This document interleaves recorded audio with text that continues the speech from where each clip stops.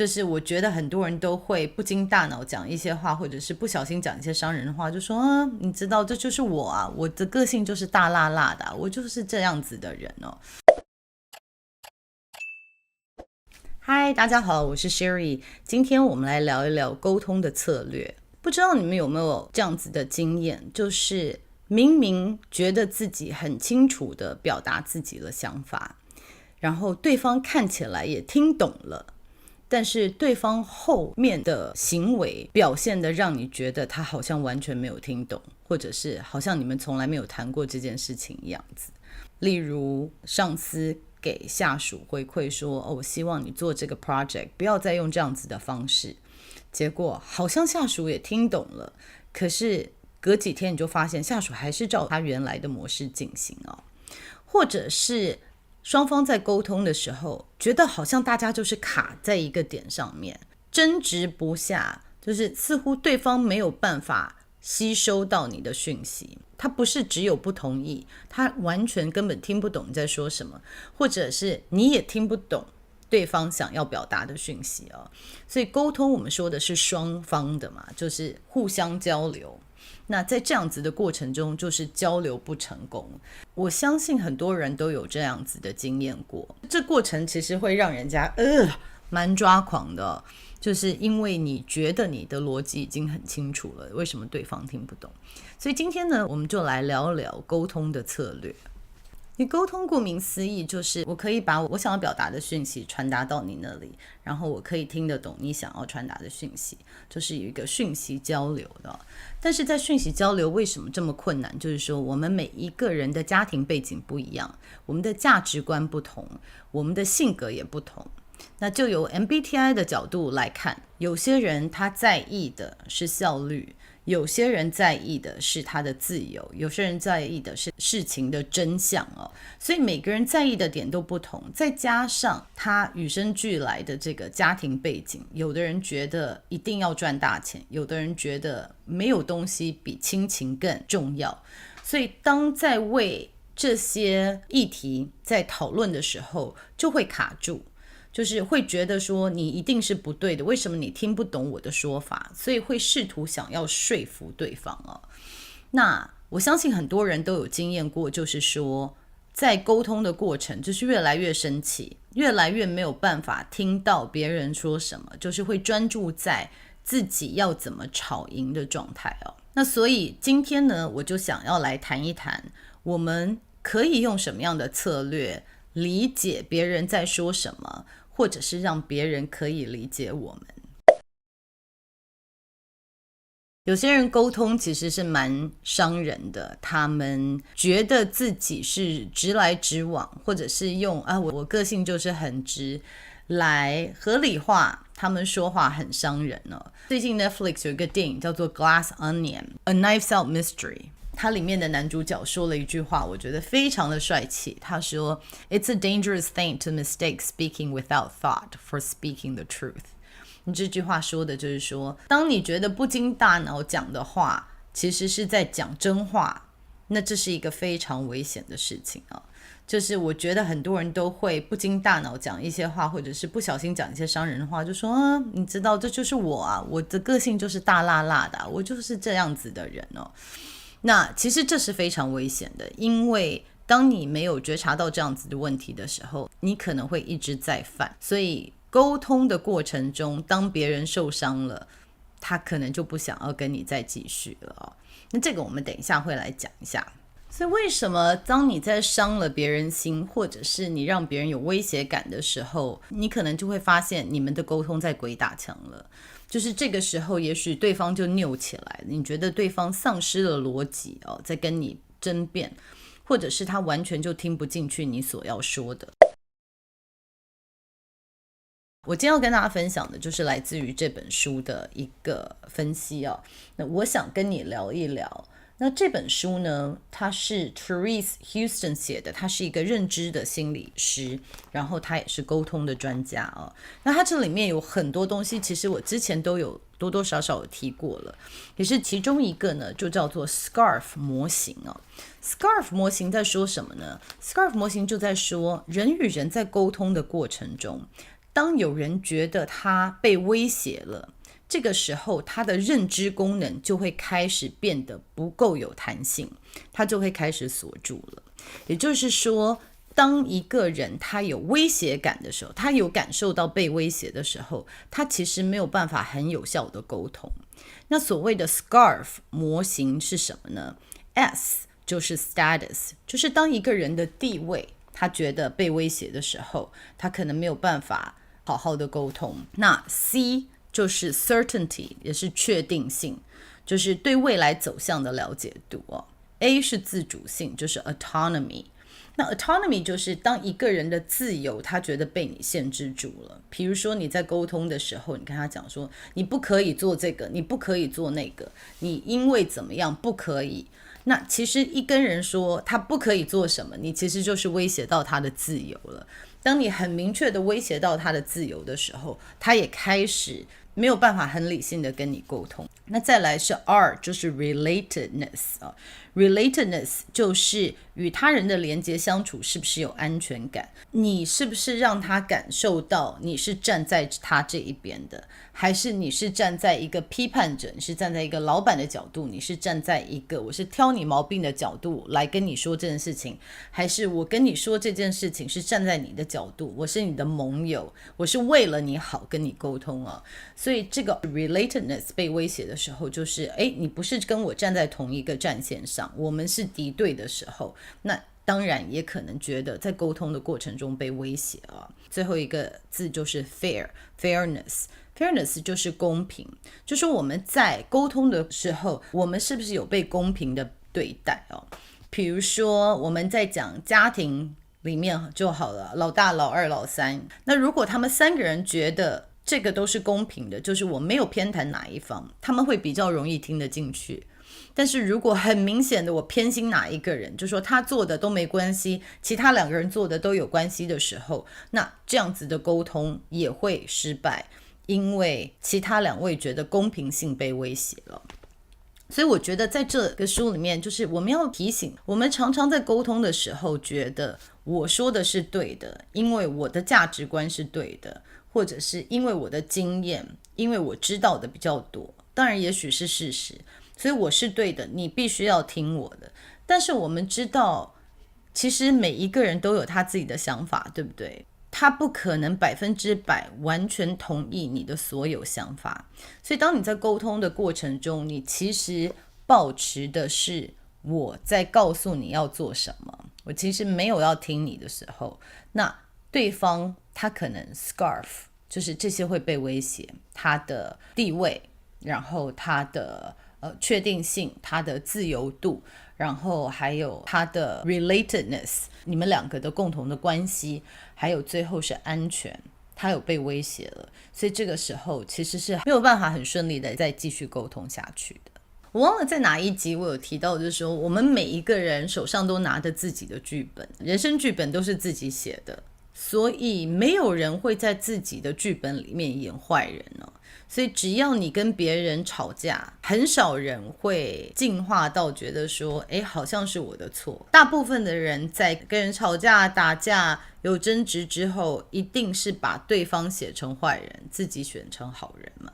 所以在这样子的过程中，还有什么沟通可言呢？因为如果对方一直告诉你说你是错的，你是错的，你是错的，或者是你很不好，其实我们的剧本就很容易把人家变成他是坏人。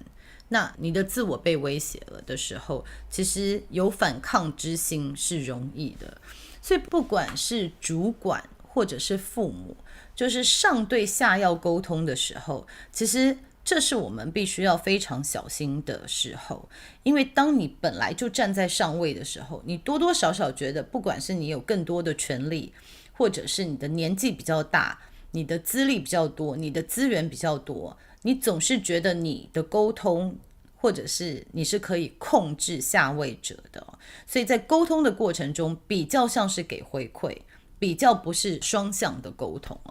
所以在给回馈的时候呢，作者也有提到，就是说给回馈也有一些给回馈的策略那我觉得这个也非常适合给上位者，一定要来参考一下。在这本书里面呢，他有提到给回馈其实有3个非常重要的认知，就是说你在给回馈的时候，你跟对方都要很清楚你是给哪一种回馈。那在书里面讲的回馈有3种，就是第一种就是奖赏，奖赏就是 appreciation， 我要的是奖励你，要夸奖你的回馈。那第二种回馈呢是 coaching， 就是教练式的回馈。教练式的回馈就是我希望给你一些教导，或者是我希望给你一些指导，是可以让你改变你的行为的。那这是教练型的回馈啊。那第3种回馈呢是评量型的回馈。评量型的回馈就是 evaluation， 那就是直接告诉你说你做的不好，我现在已经在给你打分数了，这样子的表现不 OK， 我无法接受啊。所以其实我们可以看到，就是说我自己在家里我就有发现说，我在跟我小孩讨论事情的时候，有的时候鸡同鸭讲是卡在于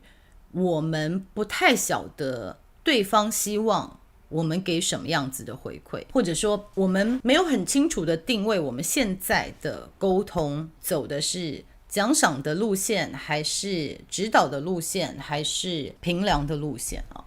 就像我小孩有可能会来找我说，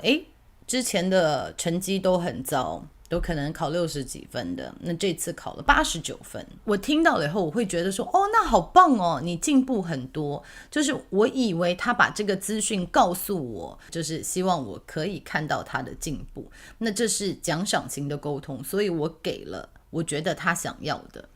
但是其实我后来发现，原来这位小朋友他想要的是指导，就是说我现在89分，就是我对这个科目现在忽然比较有自信了，我想要再更高的分数，就是说他期许的是从我这边可以得到一些指导，或者是有一些资源，可是我却就是觉得说，那你好棒哦 OK， 然后我就结束了这段话。所以他也会觉得说，我好像他提出的需求我没有接收到，好，就是他希望我有一些指导教练的功能，但是我以为他希望的是我的奖赏。那这个是在家里的案例了。那有的时候或者是反过来，你可以想象，就是母亲让小孩子觉得多解嗨，就是假使他告诉我他成绩进步了那么多，其实是希望我可以给他回馈是奖赏，但是我在这里说89，那你还有进步的空间，让我来教你怎么样念可以更好。这时候小孩子可能也会有一些失落，就说这不是我希望你给我的回馈啊。所以在给回馈沟通的时候，要知道你的回馈到底是哪一个最重要。那我觉得在职场上面呢，我最常看到的就是老板跟员工的沟通会卡住的地方，或者是我之前做主管的时候，做主管跟下属会卡住的地方，就是有的时候主管真的看不惯下面人做的事情了，就觉得这样子的做法非常不 OK。其实我年轻的时候碰到一个这样的事情，就是真的有一个人的表现引起公司其他的人的愤怒，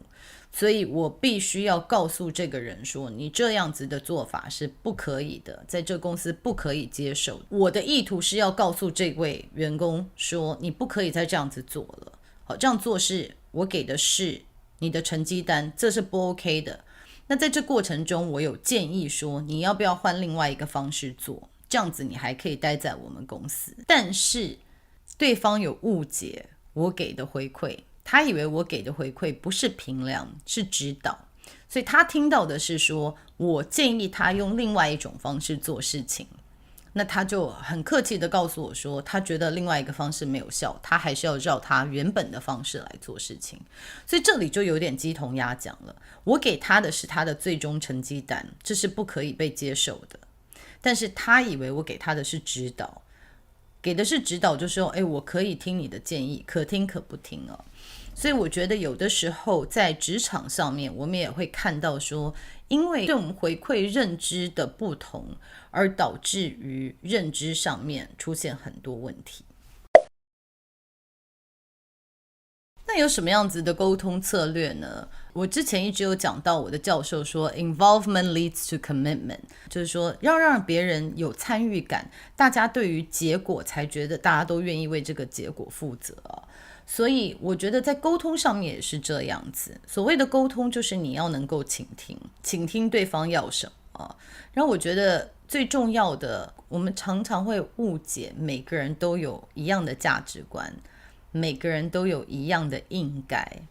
比如说每个人应该都希望要完成学业，每一个人应该都要把事业放第一，每一个人应该要把家庭放第一。不管你是有什么样的价值观，你一定觉得你的价值观是对的，要不然你不会一直抓着这些价值观。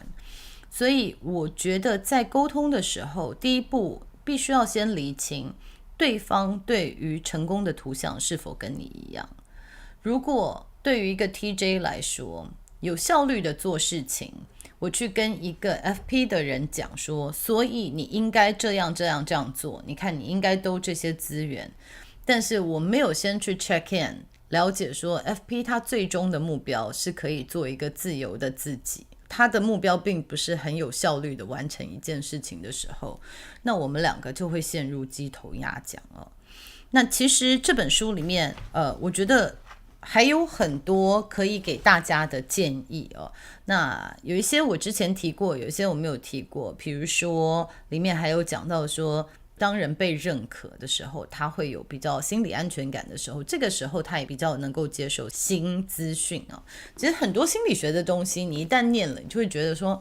这好像本来就是这样啊，这好像是 common sense。可是知道是一回事，落实的执行又是一回事。而且有的时候最简单的事情，反而我们自己没有这样子的觉察，反而没有给自己这样子的提醒啊。所以我想把这本书献给所有在沟通上面有点卡住的人，我非常推荐 Let's Talk， 我想跟你聊一聊这本书。那之前听过我 SBI 的，觉得非常好用的，我觉得这个也是可以再辅佐，因为 SBI 它其实讲的是一个陈述的方式。那我觉得这本书里面更多一些策略，就是比如说要怎么样先能够让别人愿意接受你要说什么，就是更多的策略让沟通可以变得更顺畅哦。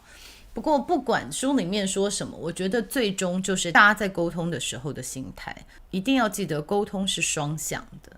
所以如果你只是要告知别人你的想法，然后希望别人可以照你的方式去做，那其实这是一个独裁的命令，它不是一个沟通。很多人尤其是上位者会忘记这件事情。然后第二个就是要有一些觉察，说我讲这样的话的意图是什么。我觉得沟通的技巧再多，但对我来说，如果没有抓住这个 is it kind, is it true, is it helpful， 是不是善良的，是不是有善意的，是不是对人有帮助的，是不是真实的哦。如果没有这3点的话，其实比如说不要沟通也没有关系。